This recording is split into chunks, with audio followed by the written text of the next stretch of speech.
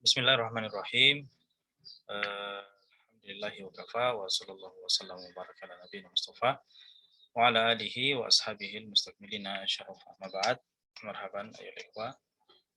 Kembali alhamdulillah pada kesempatan yang berbahagia ini kita bermajelis bagaimana biasanya setiap sore dalam pembahasan kitab Safinatul Najah ya. Di mana pada pertemuan yang lalu kalau tidak salah saya sudah selesai dalam pembahasan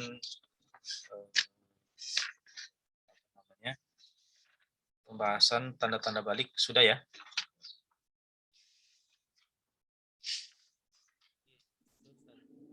Sudah ya.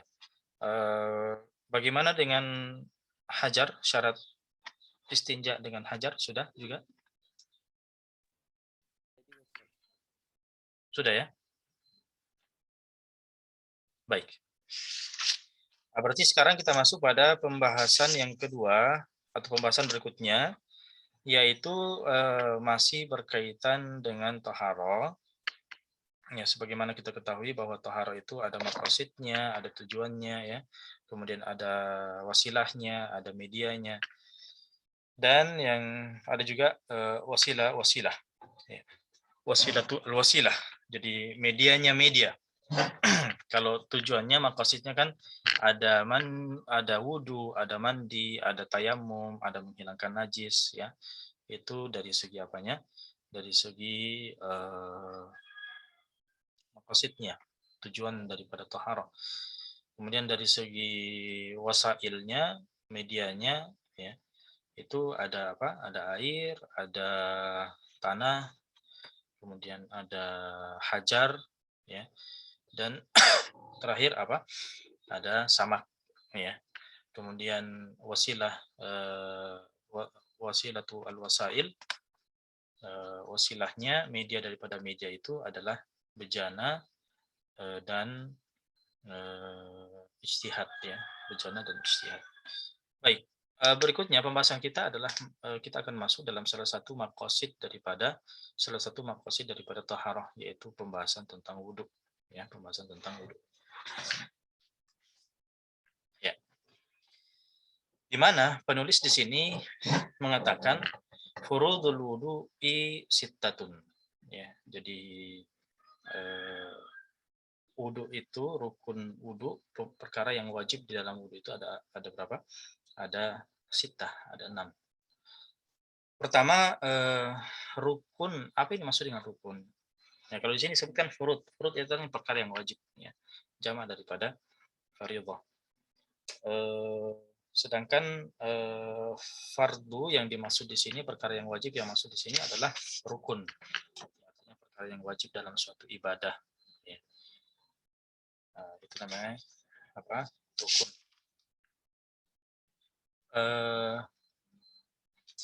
Maka untuk mengetahui sampai di mana wudhu itu, keabsahan suatu wudhu itu, ya perlu kita ketahui apakah terpenuhi rukunnya atau tidak. Nah, jadi ini kunci dari setiap ibadah, yaitu rukun. Wudhu punya rukun, sholat punya rukun, puasa, zakat, ya, haji juga seperti itu. Maka untuk menilai atau mengukur suatu ibadah itu sah atau tidak, maka salah satu faktor pendukungnya adalah rukun ini, ya, adalah rukun ini terpenuhi atau tidak, ya. Nah, karena dalam satu ibadah itu ada rukunnya, kemudian ada syarat sahnya, ya, ada juga sunnah-sunnah. Nah, maka yang menjadi tolak ukur sah tidaknya suatu ibadah itu ya pertama adalah rukun, yang kedua adalah apa? Yang kedua adalah syarat sah. Ya. Adapun masalah sunnah-sunnah itu, ya sunnah-sunnah itu adalah pendukung. Ya, penting untuk menjaga sunnah-sunnah ini, karena kita tidak mau ibadah kita itu kering. Ya. Kita mau mengikuti apa yang dilakukan oleh Nabi Shallallahu Alaihi Wasallam. Hanya saja para ulama membedakan mana yang wajib dan mana yang sunnah, supaya mengukur sampai di mana ibadah itu dianggap sah. ya. Kalau sah, alhamdulillah. Ditambah lagi dengan sunnah, itulah sempurna. Tapi kalau sekedar yang wajib saja tanpa sunnah, itu kita katakan tetap sah. Tapi kalau sunnah saja tidak terpenuhi rukunnya, tidak terpenuhi syarat-syaratnya, maka kita katakan apa? Ibadah itu tidak sah. Ya. Kalau ibadah tidak sah, maka dilihat kalau dia adalah wajib, maka wajib mengulangi. Tapi kalau dia adalah ibadah yang sunnah, maka kita katakan tidak sah. Adapun masalah mengulangi, ya terserah dia mau ulangi atau tidak. Nah, baik, nah itu berkaitan dengan rukun, syarat sah, kemudian sunnah-sunnah. Nah, yang kita akan bahas ini adalah fardunya, adalah rukunnya wudhu itu di dalam mazhab Syafi'i. Nah, disinilah pentingnya kita belajar mazhab, ya karena setiap mazhab itu kan punya standar masing-masing. Mazhab Syafi'i itu rukun wudhunya ada 6. Ya, rukun wudhunya ada 6. Nah, beda dengan mazhab yang lain. Maka setiap mazhab itu ternyata memiliki standar, ya, memiliki standar masing-masing. Nah, baik. Nah, maka di sini perlunya kita belajar standar-standar itu. Nah, karena ketika misalnya mau menghukumi suatu wudhu sah atau tidak, ya standarnya siapa ya? Mau pakai standar Syafi'i kah, mau pakai standarnya Hambali kah, Maliki kah, atau Hanafi? Nah, maka perlunya di sini kemudian belajar satu mazhab supaya standar dalam menilai itu terukur, ya. Nah, karena standar yang kita pakai ini standar ulama, bukan standar apa yang saya sampaikan di sini bukan standar pribadi saya, ya, bukan standar pribadi Imam Syafi'i bahkan, ya, tapi ini adalah standar mazhab, ya, berangkat dari Imam Syafi'i sampai ulama Syafi'iyah, ya, dari berbagai tingkat mujtahidnya. Baik, jadi ini adalah hasil ijtihad ya ulama turun temurun, ya, turun temurun. Nah, bahkan kita bisa sambungkan sampai ke ulama salaf, sampai ke Nabi Shallallahu Alaihi Wasallam, ke Jibril, bahkan ke Allah Subhanahu Wa Taala. Jadi jelas, ya, jelas sumber alur, ya, daripada apa yang kita pelajari ini. Ya, jadi tidak ada yang perlu diragukan, ya, antum tidak perlu ragu ini berdasarkan dalil atau tidak. Ya, kita katakan ini berdasarkan dalil. Semua berdasar dalil. Hanya saja memahami dalil itu versi siapa. Ya, apakah versi saya pribadi, apakah versi ulama? Ya, ulama itu apakah sudah mencapai tingkat mujtahid atau bulan atau belum? Maka bagaimana standar yang kita sukai.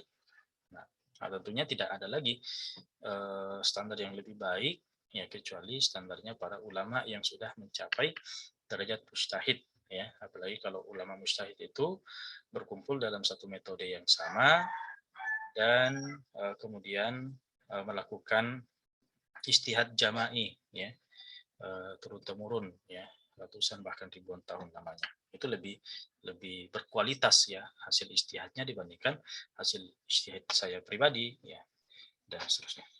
Baik, jadi furudul wudu'i sittatun, ya. Jadi rukun dalam wudhu itu ada 6. Ingat baik-baik, ya. Ingat baik-baik 6 rukun wudhu ini. Disebutkan al-awwalu an-niyah. Yang pertama adalah niat. Kemudian yang kedua asani ghuslul wajhi. Ya, ghuslul wajhi artinya membasuh atau mencuci muka. Kemudian yang ketiga adalah ghuslul yadaini ilal mirfaqain. Adalah mencuci tangan sampai ke mirfaq. Mirfaq itu apa? Siku, ya, artinya siku termasuk. Kemudian yang keempat adalah mashu syai'im minar ra'si, adalah membasuh, ya, sebagian daripada kepala. Inilah kadar wajibnya, ya. Kemudian yang kelima al-khamisu ghaslur rijlaini ma'al ka'bain, adalah mencuci kedua kaki bersama dengan apa? Al-ka'baini. Al-ka'b itu artinya mata kaki. Ya, setiap kaki itu mempunyai dua mata kaki, berarti dua mata kaki pada setiap kaki itu ada 4, ya, semuanya totalnya ada 4, ya, masing-masing kaki ada 2 mata kakinya. Baik, kemudian yang keenam terakhir adalah tertib, ya. Tertib artinya ya berurutan. Apa yang dimaksud berurutan di sini adalah berurutan semua rukun yang kita sebutkan tadi mulai dari rukun yang pertama sampai rukun yang kelima adalah berurutan. Jangan sampai ya niat apa namanya ada yang terbalik ya. Ya, misalnya cuci tangan dulu, kemudian cuci muka, atau cuci kepala dulu, kemudian cuci tangan, ya, atau cuci kaki dulu, kemudian cuci kepala, ya, membasuh kepala. Ini tidak sah wudhunya seperti ini dalam mazhab Syafi'i. Baik, kita melangkah pada rukun yang pertama. Rukun yang pertama di sini disebutkan adalah al-awwalu an-niyah. Yang pertama adalah niat. Ya. Niat ini ikhwas sekalian melakukan oleh Allah ketika membahas niat merupakan salah satu kebiasaan para ulama adalah membahas niat ini dari 7 aspek ya, dari 7 aspek di mana 7 aspek ini disimpulkan oleh para ulama dalam satu bait syair yang terkenal. Mereka mengatakan bahwa hakikatun hukmun mahallun wa zaman kaifiyatun syartun wa maksudun hasan. Ya. Jadi hakikatun hukmun mahallun wa zaman kaifiyatun syartun wa maksudun hasan. Apa 7 aspek ini? Hakikat itu pertama. Hukmun, hukum. Kemudian mahallun, tempatnya. Kemudian hakikatun hukmun mahallun wa zaman. Zaman itu artinya waktu. Waktu tentang niat. Kemudian kefiyah, bagaimana cara berniat. Kemudian syartu, ya, kefiyatun syartun, syaratnya. Kapan niat itu dianggap sah. Kemudian wa maksudun hasan, artinya tujuan niat itu. Nah, ini 7 aspek yang kemudian kita akan bahas. Aspek yang pertama adalah hakikatun. Hakikat. Apa hakikat niat? Ya, hakikat niat itu dari segi bahasanya adalah al-qasdu. Dia adalah tujuan, maksud, ya. Sedangkan secara istilah yang dimaksud dengan niat adalah qasdu syai'i muqtarinan bi fi'lihi. Maksud melakukan sesuatu bersamaan dengan melakukannya. Itulah yang disebut sebagai niat. Perhatikan ya. Qasdu syai' muqtarinan bi fi'lihi. Keinginan melakukan sesuatu, maksud melakukan sesuatu bersamaan dengan apa? Melakukannya. Bersamaan dengan melakukannya. Jadi niatnya itu dipasang ketika apa? Ketika pas melakukan. Itulah namanya niat dalam ibadah yang kita maksud di sini. Berarti dipahami ikhwas sekalian bahwa kalau niat itu sebelum melakukan sesuatu, maka itu belum niat yang kita maksud, ya. Belum termasuk niat yang kita maksud. Tapi niat atau keinginan atau dorongan yang terbetik dalam hati sebelum melakukan sesuatu itu namanya tekad, ya, azam dalam istilah dalam bahasa Arabnya, ya, itu namanya azam, itu namanya tekad. Nah, niat itu ketika melakukannya, pas melakukan dan ada maksud, maka itulah niat, ya. Nah, maka ikhwas sekalian yang dimuliakan oleh Allah, maka niatnya, misalnya kita wudhu, ya, kita wudhu. Maka kita lihat dari rukun wudhu tadi, apa perbuatan yang pertama dalam wudhu tadi, ikhwas sekalian. Coba, siapa yang jawab, bisa jawab? Apa perbuatan pertama dalam wudhu yang kita sebutkan tadi? Fadhal. Ada yang bisa menjawab? Membasuh wajah, Ustaz. Ya, membasuh wajah, ya. Dia mencuci muka. Nah, berarti maksud daripada niat di sini adalah ketika mencuci wajah, ya, ketika membasuh wajah di sini, disitulah kemudian kita berniat, ya, disitulah kita berniat. Jadi itu maksudnya ya sekalian, bahwa hakikat itu adalah niat itu secara hakikat adalah qasdu syai' muqtarinan bi fi'lihi, ya, bersamaan ketika melakukan sesuatu. Nah, dalam hal wudhu di sini berarti ketika kita mencuci muka, setelah kita hadirkan niat itu dalam hati bahwa saya ini wudhu, ya, saya ini adalah melakukan wudhu atau saya ini mengangkat hadas kecil. Nah, baik, itu hakikat. Hakikatun hukmun. Hukmun, apa yang dimaksud dengan hukmun? Artinya hukum daripada niat itu. Apa hukumnya niat itu sekalian? Hukumnya niat adalah wajib secara umum, ya, wajib. Artinya, apakah selamanya niat itu adalah hukumnya wajib? Maka jawabannya karena kita katakan adalah biasanya, berarti ya ada kalanya niat itu tidak wajib, ya. Ada kalanya niat itu tidak wajib. Misalnya ya sekalian, salah satu bentuk ibadah yang di mana tidak wajib dipasangkan niat adalah ketika memandikan mayat, ya, ketika memandikan mayat. Ya. Yang mandi di situ kan mayatnya, ya. Dan mayat di sini tidak mungkin dia mandi sendiri. Maka yang memandikan itulah yang kemudian berniat. Ya, tapi nah, apakah niat itu wajib? Apakah niat itu wajib? Maka jawabannya adalah niat itu bagi orang yang memandikan mayat itu sunnah, dia tidak wajib. Artinya tanpa berniat pun ketika dia mandikan, mandinya sah. Ya. Mandinya adalah sah. Dia adalah perkara yang wajib yang jika dilakukan maka menggugurkan kewajiban yang lainnya. Itu namanya wajib kifayah. Berarti kalau ada yang memandikan mayat, ya walaupun satu orang, itu pun tanpa niat, nah maka kita katakan kewajiban kita semuanya sudah gugur, tidak lagi wajib, ya. Walaupun dia melakukan tanpa niat, karena niat pada saat itu hukumnya adalah sunnah dan tidak wajib.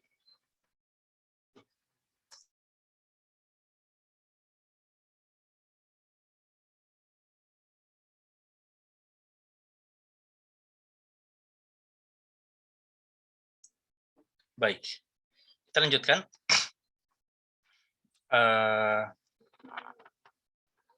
Hakikatun hukmun mahallun, ya. Sekarang adalah mahallun. Mahallun artinya apa? Mahallun artinya tempat, ya. Nah, sekarang pertanyaannya, di manakah tempat niat itu? Ya, di manakah tempatnya niat itu? Niatnya ibu sekalian, tempatnya di dalam hati. Itulah. Niat itu tempatnya dalam hati, ya. Nah, berarti kalau seseorang itu berniat dan tidak dia niatkan dalam hatinya, berarti itu bukan niat namanya. Itu bukan niat namanya. Nah,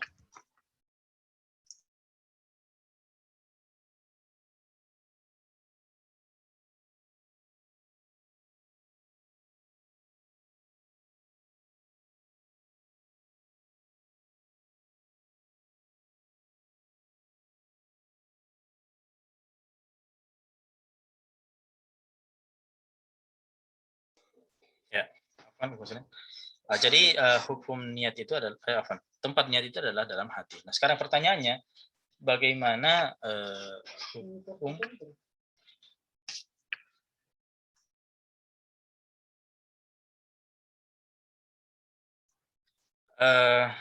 apa hukumnya melafadzkan niat? Nah, karena kita kan tidak tadi mengatakan bahwa niat itu tempatnya di mana? Tempatnya di dalam hati. Pertanyaannya, kenapa sampai ada yang melafadzkan niat? Melafadzkan niat itu kan tempatnya di mana? Di mulut kan? Ya, di mulut tempat melafadzkan niat itu. Nah, kenapa sampai ada yang melafadzkan niat? Ya, apa hukumnya melafadzkan niat? Dalam mazhab Syafi'i sendiri, melafadzkan niat adalah mustahab. Ya, kalaupun ada yang mengatakan sunnah maksudnya di sini adalah mustahab, bukan sunnah mafhumnya atau pengertian oleh ahli hadis, ya. Karena pengertian sunnah dalam ahli hadis ya itu adalah segala perkataan, perbuatan, ya, yang disandarkan atau diamnya Nabi Shallallahu Alaihi Wasallam. Itu namanya apa? Sunnah, perspektif ahli hadis. Tapi ketika ulama Syafi'i mengatakan melafadzkan niat itu adalah sunnah, bukan itu maksudnya. Maksudnya adalah mustahab, artinya dianjurkan. Artinya dianjurkan. Apa maksud ulama Syafi'i mengatakan melafadzkan niat itu sunnah atau mustahab? Pertama, apa yang dimaksud dengan melafadzkan? Melafadzkan itu artinya seseorang itu mengucapkan dengan mulutnya. Seseorang itu mengucapkan dengan mulutnya.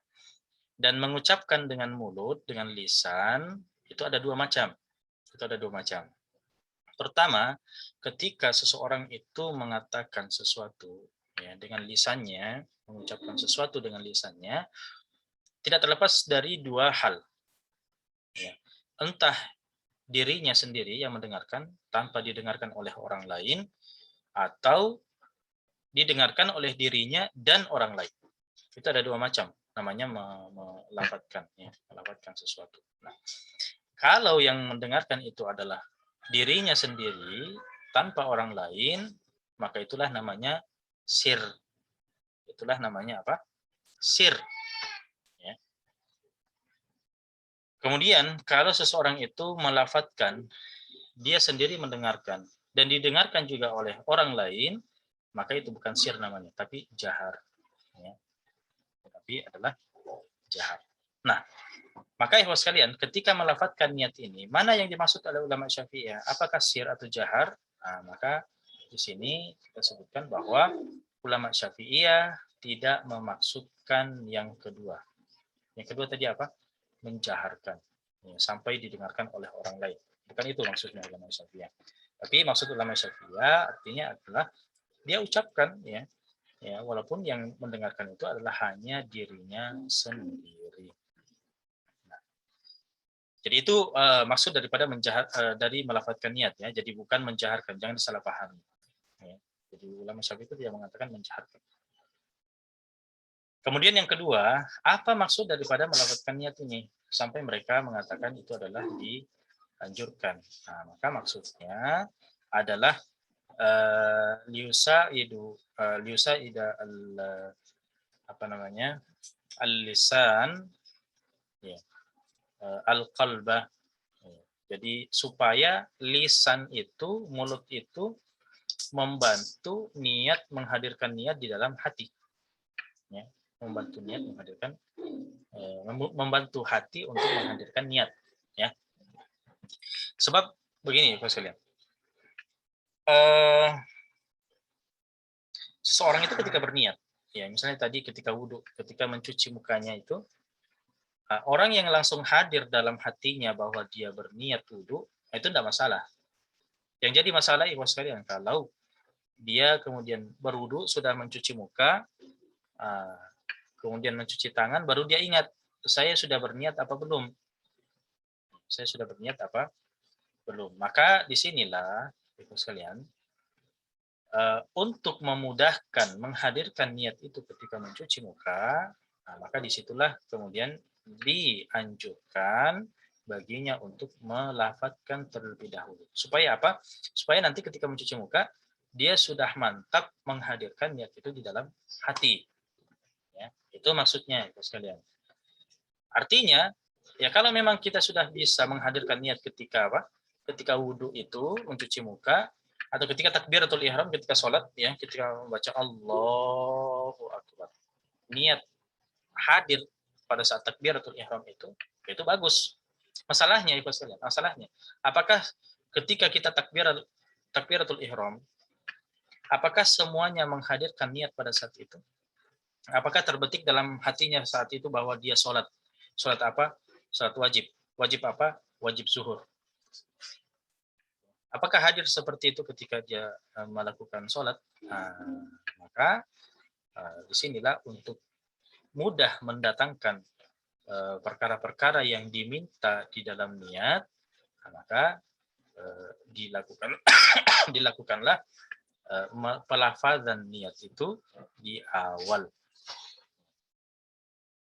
Ya. Misalnya saya mau wudhu, saya mengatakan ya saya mau wudhu. Akhirnya nanti ketika dia mencuci muka, mudah untuk menghadirkan bahwa saya wudhu. Ya, saya mengangkat hadas kecil.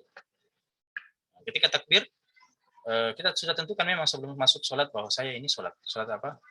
Sholat wajib, bukan sholat sunnah. Kalau wajib apa? Wajib zuhur, wajib asar. Nah, ketika takbiratul ihram, Allahu Akbar, itu mudah bahwa saya sholat apa? Sholat wajib apa? Wajib asar. Ya. Nah, belum lagi kalau sholat berjamaah, berarti dia harus menentukan lagi niat yang lain. Niat yang lainnya apa? Bermakmum. Ya, kalau dia ada seorang makmum. Nah, berarti sudah 4 sekarang yang dituntut ketika dia sholat berjamaah. Maka apakah 4 hal ini, mudah muncul ketika antum berniat mengangkat tangan, mengucapkan lafaz Allahu Akbar? Nah, Kalau belum, kalau misalnya masih sulit ya, maka itu solusinya adalah melafalkan. Tapi kalau sudah mampu menghadirkan tanpa harus melafalkan, itu lebih bagus. Ya, berarti hati kita ini sudah hadir. Ya, misalnya kita sekarang takbiratul ihram itu masih ingat apa ya? Masih ingat pekerjaan, masih ingat aktivitas, ya. Sehingga kita sholat nanti sudah sedekap membaca Al-Fatihah, baru kita ingat-ingat ini sholat apa ya? Ya, ini sholat apa ya? Nah, itu yang hal-hal seperti itu kita ingin kita hindari. Nah, maka pastikan niat itu. Baik, hakikatun hukmun mahallun, sudah tempatnya di dalam hati, dan melafadzkannya itu adalah anjuran, ya, sunnahkan. Maka ikhwas sekalian, kalau antara lisan dengan hati berbeda, maka yang menjadi patokan itu adalah apa yang di hati, bukan apa yang di lisan. Ya. Jadi walaupun dia mengucapkan, melafadzkan, tapi dia tidak berniat dalam hatinya, tetap bukan niat namanya. Ya. Jadi melafadzkan niat itu belum terhitung niat. Ya. Ingat bahwa melafadzkan niat itu belum dikatakan niat. Dia hanya apa? Dia hanya memudahkan untuk berniat, bukan niat itu sendiri. Baik. Hakikatun hukmun mahallun wa zaman. Zaman di sini artinya apa? Waktu, ya. Kapan waktunya kita berniat? Nah, maka jawabannya tadi kita sudah sebutkan bahwa muqtarinan bi fi'lihi, bersamaan dengan perbuatan. Bersamaan dengan perbuatan. Awal perbuatannya itu apa? Tapi ini biasanya seperti ini ya, artinya secara umum seperti ini. Apakah selamanya seperti ini? Tidak. Karena di sebagian ibadah itu ada yang tidak bersamaan dengan awal melakukan pekerjaan. Ya, ada beberapa ibadah yang kita berniat tidak bersamaan ketika awal melakukan pekerjaan. Misalnya apa? Misalnya puasa. Ya, misalnya puasa. Niat puasa itu bukan pada saat kita apa? Mulai menahan. Bukan. Tapi niat puasa itu adalah ketika malam hari. Malam hari. Dan malam hari itu dimulai sejak masuknya waktu maghrib dan sampai batas akhirnya adalah sampai masuknya waktu subuh. Nah, itulah waktu yang dipersiapkan untuk apa? Berniat. Ya, jadi masuk maghrib kemudian dia berniat bahwa saya besok puasa, itu sudah terhitung niat. Padahal dia belum puasa kan? Puasanya nanti besok. Ya. Nah, maka di sini contoh bahwasanya waktu niat itu secara umum bersamaan dengan apa? Bersamaan dengan perbuatan. Nah, tapi apakah selamanya seperti itu? Tidak, karena sebagian ibadah ada yang tidak bersamaan dengan perbuatannya. Baik, hakikatun hukmun mahallun wa zaman kaifiyatun. Apa yang masuk kaifiyah? Kaifiyah artinya caranya. Ya, tata cara niat itu bagaimana? Ketika kita wudhu, ya caranya niat dalam wudhu itu adalah mengatakan dalam wudhu itu bahwa saya niat wudhu. Ya, ketika mencuci muka itu ya katakan dalam hati bahwa saya niat wudhu. Atau saya niatnya untuk sholat. Ya, wudhu untuk sholat. Atau saya niatnya wudhu untuk mengangkat hadas kecil. Nah, maka itu semua bentuk-bentuk daripada niat dalam wudhu. Nah, baik, hakikatun hukmun mahallun wa zaman kaifiyatun syartun, ya. Sekarang syaratnya apa? Kapan niat itu dikatakan sah? Jadi ada syaratnya juga, tidak sembarangan niat itu. Dia ada syaratnya. Nah, di sini ada syarat niat itu ada 4. Ya, syarat niat itu ada 4. Yang pertama adalah Islam, yang kedua adalah mumayyiz, yang ketiga adalah mengetahui apa yang dia niatkan itu, dan yang keempat tidak melakukan sesuatu yang menghalangi niat.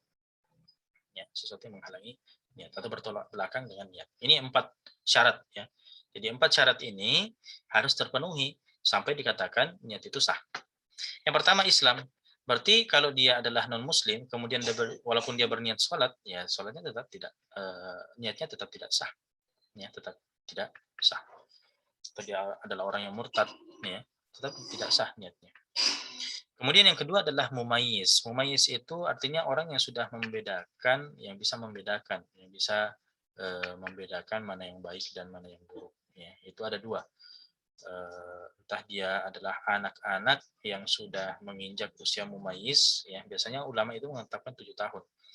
Ada juga yang mengatakan bahwa seorang anak itu kalau dia sudah mengerjakan maslahatnya sendiri, ya, pakai baju sendiri, cebok sendiri, makan sendiri, itu sudah mumayyiz namanya.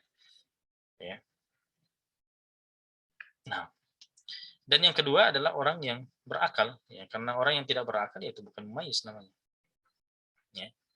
Nah, maka untuk dikatakan niat itu sah, ya, dipersyaratkan mumayyiz. Dan mumayyiz ini adalah umur yang belum sampai pada tingkat balik, ya. Beda antara mumayyiz dengan balik. Balik itu ya tanda-tandanya sudah kita bahas di pertemuan kita 2 pertemuan yang lalu, ya. Adapun apa namanya mumayyiz ini uh, usia sebelum balik, ya, usia sebelum balik. Biasanya umur 7 tahun. Makanya anak-anak yang umur 7 tahun itu sudah diperintahkan sholat karena di situ adalah umur yang secara umum, ya, seorang anak itu sudah mumayyiz. Umur 7 tahun, umur 10 tahun belum sholat juga maka sudah boleh apa namanya dipukul, ya, dengan pukulan yang memberikan pelajaran. Baik, itu yang kedua, Islam mumayyiz. Kemudian yang berikutnya, yang ketiga adalah mengetahui yang dia niatkan. Ya. Jadi dia mau menunaikan apa, jangan sampai dia melakukan wudhu dan dia sendiri tidak tahu bahwa dia sekarang ini berwudhu. Nah, bagaimana dia bisa meniatkan wudhu kalau dia sendiri tidak tahu wudhu? Bagaimana dia bisa meniatkan sholat kalau dia sendiri tidak tahu bahwa ini adalah sholat? Nah, jadi dia harus tahu bahwa apa yang diniatkan. Kemudian yang keempat adalah tidak melakukan sesuatu yang bertolak belakang dengan niat. Apa yang bertolak belakang dengan niat? Ya pertama adalah membatalkan niat itu sendiri. Atau dia niatnya ragu-ragu. Kenapa? Karena niat itu yang dituntut dalam niat itu adalah kepastian. Ya, adalah kepastian. Artinya seseorang yang wudhu tapi niatnya tidak pasti, masih ragu, atau mengkaitkan dengan suatu peristiwa, ya, atau mengkaitkan dengan waktu atau mengaitkan dengan tempat dan seterusnya, ya, misalnya dia mengatakan dia sholat misalnya Allah Akbar, dia mengatakan bahwa kalau sebentar teman saya datang saya batalkan sholat saya, maka kita katakan sholatnya batal. Pada saat itu juga sholatnya batal. Kenapa? Karena dia sudah menggantungkan niatnya, ya, menggantungkan niatnya pada sesuatu. Artinya dia mau membatalkan niat jika temannya datang. Maka ini salah satu bentuk ketidakpastian di dalam niat. Ketidakpastian dalam niat itu secara otomatis membatalkan niat. Nah, berarti niat itu harus pasti, ya. Jadi syaratnya ada 4. Pertama Islam, kemudian mumayyiz, kemudian apa? Mengetahui apa yang diniatkan, kemudian yang keempat adalah tidak melakukan niat, ya, artinya pasti di dalam niat. Baik, yang terakhir adalah wa maksudun hasan, ya, maksud atau tujuan niat itu, ya, kita bisa membedakan mana ibadah dengan selain ibadah, ya, mana ibadah dengan kebiasaan, ya kan. Ketika mencuci muka itu, ya, Pak Selian, motif untuk mencuci muka kan banyak. Ada mencuci muka untuk wudhu, ada yang mencuci muka untuk karena kepanasan, ada yang mencuci muka karena mungkin di mukanya ada kotoran, ya. Nah, sekarang ketika antum mencuci muka, niatnya untuk apa? Apakah karena kepanasan, mau tabarrud, ya, mau mendinginkan muka, ataukah mau mencuci muka, ataukah mau wudhu? Nah, apa yang membedakan antara ibadah dengan kebiasaan itu, ya, adalah niat. Ya, adalah niat. Jadi kita bedakan. Mandi juga seperti itu. Motif mandi itu banyak. Ada orang mandi karena gerah, ada orang mandi karena eh, apa namanya ngantuk, ya. Ada orang yang mandi karena banyaklah motif-motif mandi. Nah, mana yang kemudian membedakan mandi itu dengan mandi ibadah, ya, misalnya mandi wajib, ya. Mana yang membedakan antara wajib dengan sunnah? Nah, ini niat ini harus diperjelas niat itu, sekalian. Kalau dia adalah yang wajib, maka perjelas bahwa ini adalah mandi wajib, ya. Kalau itu adalah sunnah, ya, maka niatkan bahwa ini adalah mandi sunnah dan seterusnya. Baik, nah itu ikhwas sekalian. Maksud daripada 7 aspek dalam pembahasan niat, ya, hakikatun, hukmun, mahallun, wa zaman, kaifiyatun, syartun, wa maksudun, hasan. Nah, baik ikhwas sekalian yang dimuliakan oleh Allah, sekira cukup dulu pembahasan kita, karena pembahasan berikutnya adalah masuk di rukun yang kedua, yaitu wajah, ya, membasuh wajah atau mencuci muka. Ini agak panjang karena kita akan bahas apa saja batasan-batasan muka, kemudian mana-mana saja yang wajib dan seterusnya. Mungkin kita bahas pada pertemuan yang akan datang, insya Allah. Baik. Sisa waktu kita manfaatkan untuk diskusi, ya, kepada ikhwas sekalian yang ingin diskusi kami persilakan. Nah, betul. Yang mau bertanya? Ustaz. Ya, silakan. Ya Ustaz, jadi pertanyaannya kami Ustaz, mengenai niat Ustaz, misalnya sholat Ustaz, itu adakah Ustaz niat lafaz-lafaz khusus atau niat khusus yang perlu, bagaimana ceritanya? Adakah lafaz khusus Ustaz untuk niat-niat seperti untuk ibadah Ustaz? Baik. Dan apakah harus pakai bahasa Arab Ustaz atau bisa pakai bahasa boleh. Indonesia Ustaz? Nah, baik. Masya Allah. Ya, berkaitan dengan niat tadi, kita katakan dalam mazhab Syafi'i itu adalah dianjurkan melafadzkan niat. Maka pertanyaannya apakah ada lafadz khusus, ya, dalam niat itu? Apakah harus menggunakan bahasa Arab atau boleh menggunakan bahasa yang lain? Maka jawabannya adalah ulama Syafi'iyah ada yang menentukan lafadz khusus, tapi maksudnya adalah untuk memudahkan, ya. Untuk memudahkan orang yang tidak paham, nah, maka diajarkan lafadz itu. Dan dia harus paham lafadz itu. Ya, walaupun dia sudah diajarkan satu lafadz tapi dia tidak paham, tidak ada gunanya. Nah, maka lafadz yang dia lafadzkan itu dia harus tahu maksudnya, sehingga apa? Sehingga ketika dia berniat, ya, saatnya berniat, mudah untuk dia niatkan dalam dirinya. Nah, jadi sehingga sebagian ulama Syafi'iyah sampai mengajarkan lafadz, ya. Tapi apakah mereka mewajibkan lafadz itu? Ya tidak juga. Artinya boleh seseorang itu melafadzkan selain lafadz itu, yang penting maksudnya sama. Misalnya di dalam sholat, ya, di dalam sholat itu kan niat ketika sholat itu tergantung sholatnya, ya, niat dalam sholat itu tergantung sholatnya, dan akan kita bahas insya Allah pembahasan sholat. Cuma sekarang kita masih pembahasan wudhu, ya. Nah, maka di dalam ibadah itu kalau dia adalah ya, pertama dia harus niatkan al-qasdu itu adalah maksud, ya. Kalau dia wudhu, ya dia pastikan bahwa saya wudhu, ya, bukan cuci muka biasa, bukan membersihkan muka, bukan mendinginkan muka dan seterusnya. Artinya dia memang maksud bahwa saya ini wudhu, ya, saya mencuci muka ini adalah wudhu, ya. Nah, dia mau ucapkan dengan bahasa apa saja, mau bahasa Arab kayak, mau bahasa Indonesia kayak, mau bahasa Makassar kayak, mau bahasa ini kayak, boleh, tidak masalah. Yang penting kita tahu maksudnya dan mampu menghadirkannya dalam hati, ya. Nah, seperti itu, ya. Nah, tapi nanti masalah sholat, karena sholat itu kan ada beberapa macam, ya. Ada sholat wajib, ada sholat sunnah. Maka kalau dia adalah sholat wajib, ya ditambah lagi selain maksud melakukan, yaitu sholat, ya, ditambah lagi kalau dia adalah wajib, berarti kita harus tentukan bahwa ini adalah sholat yang wajib. Artinya kita bedakan bahwa bukan sholat sunnah, ya. Karena tidak ada yang bisa membedakan sholat yang kita lakukan itu apakah sholat wajib atau sholat sunnah, ya, kecuali niat ini. Ya, kecuali niat ini, maka harus terbetik dalam hati bahwa saya ini adalah sholat apa? Sholat wajib. Nah, berarti bukan sholat sunnah. Kalau wajib kalau dia adalah sholat wajib, kan sholat wajib masih banyak, ya. Sholat wajib masih banyak. Sholat wajib itu ada lima waktu, ya. Ada zuhur, ada asar, maghrib, isya, ada subuh.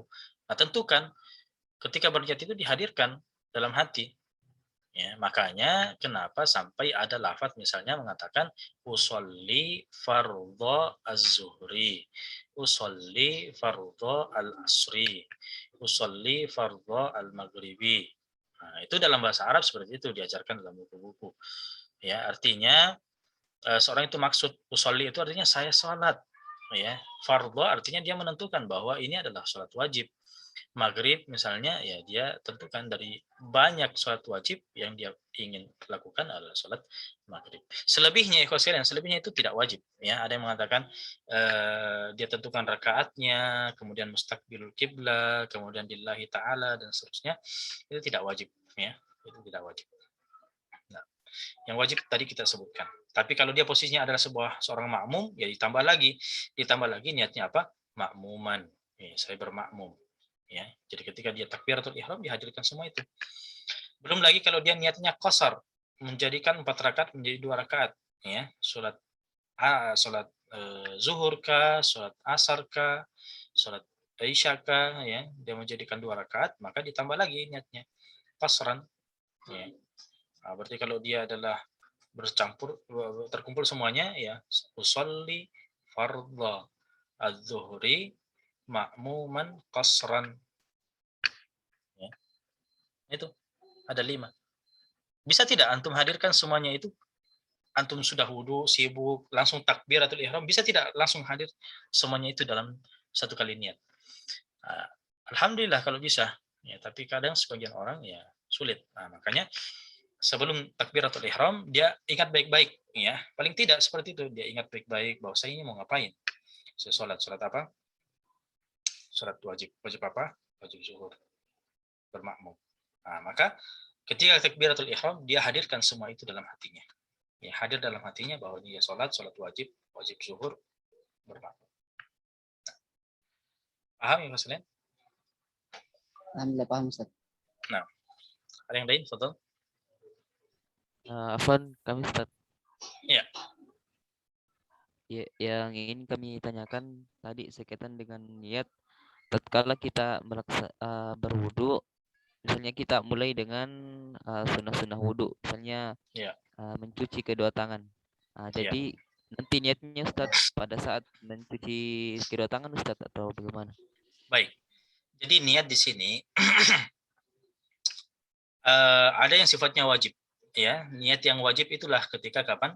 Ketika saat mencuci muka. Disitulah niat yang wajibnya. Tapi kan sebelumnya itu ada sunnah-sunnahnya seperti apa? Mencuci tangan, kemudian kumur-kumur, kemudian masukkan air dalam hidung, menghembuskannya. Itu kan sunnah-sunnah semua kan? Nah, untuk mendapatkan sunnah-sunnah ini ya tetap diniatkan. Ya.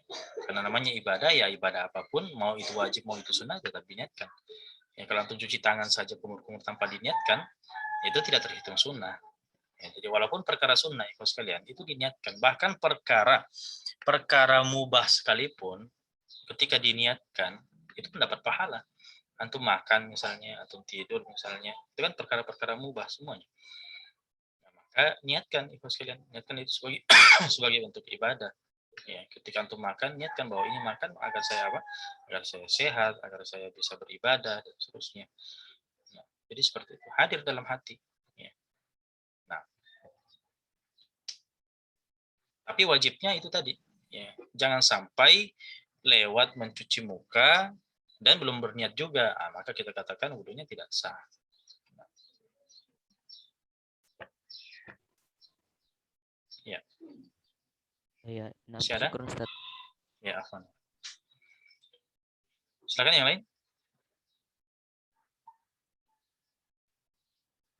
Saya Ustaz. Ya, silakan. Betul. Kalau dari apa yang kami pahami itu Ustaz, kebiasaan kami itu untuk niat sendiri itu tidak kami lafazkan. Contohnya kalau misalkan sedang tertidur tiba-tiba azan, kami langsung terbangun untuk langsung mengambil wudhu. Kan sudah terbesit dalam hati, oh saya tertidur sholat asar misalkan, jadi saya bangun untuk mengambil wudhu untuk sholat asar sampai di masjid takbir dan seterusnya. Jadi selama itu Ustaz tidak ada kami yang lafazkan niatnya. Apakah sudah betul yang sudah kami lakukan seperti ini Ustaz? Baik, pertama yang kita pelajari ini adalah mazhab Syafi'i, ya. Mazhab Syafi'i. Artinya ini salah satu pendapat, ya. Apakah semua ulama sepakat tentang masalah ini bahwa niat itu harus bersamaan dengan melakukan? Tentu ada ulama ada pendapat yang mengatakan tidak mesti, ya bahwasanya ada yang mengatakan bahwa dengan bergeraknya seseorang itu untuk melakukan sesuatu itu sudah niat namanya. Ada yang mengatakan seperti itu. Cuma masalahnya itu sekalian, kembali ke definisi niat, ya apa definisi niat itu? Nah, definisi niat itu adalah yang kita sebutkan tadi, qasdu syai' muqtarinan bi fi'lihi, adalah maksud melakukan sesuatu bersama dengan melakukannya. Itu definisi niat dari segi istilah. Ya. Oleh sebab itu menjadi landasan ulama Syafi'iyah menyatakan bahwa ya apa namanya ketika melakukan ibadah itu ya bersamaan dengan melakukannya, disitulah niatnya. Ya, tapi apakah semua ulama berpendapat seperti itu? Tidak. Ya, saya katakan tidak. Ada ulama yang berpendapat yang lain. Tergantung antum ketika mengetahui ada pendapat itu dan mengikutinya, ya atau antum pernah bertanya kepada orang yang dipercaya ilmunya dan menjawabkan seperti itu dan antum amalkan, itu sah-sah saja. Sah-sah saja. Nah, hanya saja kita karena belajarnya adalah fikih Syafi'i, maka ini saya jelaskan. Nah, masalah apakah antum mau mengamalkan atau tidak? Pertama adalah ini adalah perkara yang layak untuk diamalkan. Ya, kenapa apa namanya harus takut untuk mengamalkan? Ini semua berdasarkan dalil dan hujah-hujah para ulama. Kemudian kalau dibandingkan masalah niat ini menurut mazhab Syafi'i dengan selainnya, maka saya katakan ikhwas sekalian bahwa mazhab Syafi'i dalam masalah ini lebih ketat, ya, lebih ketat. Ya. Artinya apa yang ditetapkan oleh mazhab Syafi'i di sini, dia adalah perkara yang disepakati ulama, ya. Artinya ikhwas sekalian, apa namanya, kalau antum mau keluar dari perbedaan pendapat ulama, karena tidak ada juga ulama yang mengatakan itu tidak boleh, ya. Tidak ada ulama yang mengatakan bahwa tidak boleh berniat ketika apa, membasuh muka. Tidak ada ulama mengatakan seperti itu. Ya. Yang ada apakah itu wajib atau tidak. Ulama Syafi'i mengatakan itu wajib, ya, ulama yang lain mengatakan tidak. Maka lebih selamatnya mana? Lebih selamatnya adalah kita keluar dari ranah khilaf, ya, kita keluar dari ranah khilaf. Kita lihat permasalahan ini, mana yang diperselisihkan, mana yang disepakati. Disepakati itu adalah yang berniat ketika membasuh wajah, itu sudah disepakati ulama, ya, bahwa itu adalah sah. Selainnya mencukupkan niat sebelum mencuci muka itu masih diperselisihkan, di mana sebagian ulama mengatakan boleh, sebagian ulama, ya ulama Syafi'iyah mengatakan itu belum sah. Maka menjadi pilihan antum sekarang, apakah mau melakukan sesuatu yang disepakati oleh para ulama ataukah ya mau melakukan sesuatu yang alafun fihi, ya. Sedangkan anjurannya itu adalah kita keluar dari perkara-perkara yang di apa namanya diperselisihkan, ya, itu anjurannya seperti itu. Tapi apakah saya kemudian serta-merta mengatakan bahwa wudhu antum, sholat antum itu tidak sah? Tidak, ya, saya tidak katakan seperti itu. Kenapa? Karena itu adalah berdasarkan satu pendapat. Kalau memang antum pernah istifta, ya, meminta fatwa kepada orang yang artinya sudah dipercayai keilmuannya, atau sudah yakini, ya, dijawabkan seperti itu, ya itu sah, itu sah. Ya. Tapi sekarang kan antum belajar fikih Syafi'i. Nah sekarang pertanyaannya, apa yang menghalangi antum tidak mau mengamalkan ini? Ya. Apakah antum ragu atau gimana? Nah seperti itu. Nah, syukron Ustaz. Iya, Afan. Masih ada? Betul?